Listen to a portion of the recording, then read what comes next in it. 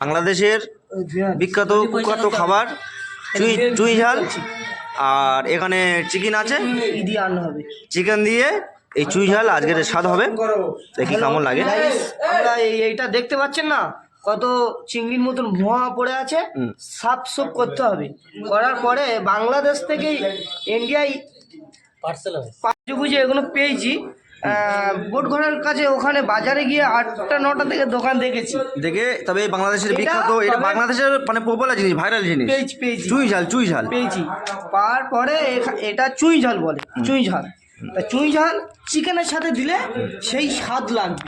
সাথে এখানে আছে লঙ্কা আছে, টমেটোর আছে, আলু আছে, এই ব্যাপার। আর বাকি মরিচ মশলা যা পড়বে পড়বে। মোটামুটি রান্না করছো কে দাদা? রান্না আমি করবো দাদা। তুমি হিরো লোক, তুমি রান্না করবে? হুম, হ্যাঁ। কি আছে দাদা? Leg piece. Leg piece? হ্যাঁ, লেগ পিস। লেগটা কই তোলো দেখি। লাল লাল ঝাল ঝাল। এই যে লেগ পিস।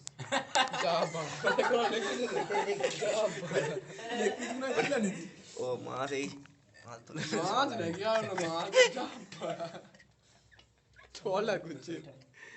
এই পর্যন্ত আজকে বক্তব্য শেষ করলাম। এই বক্তব্য শেষ করছিস?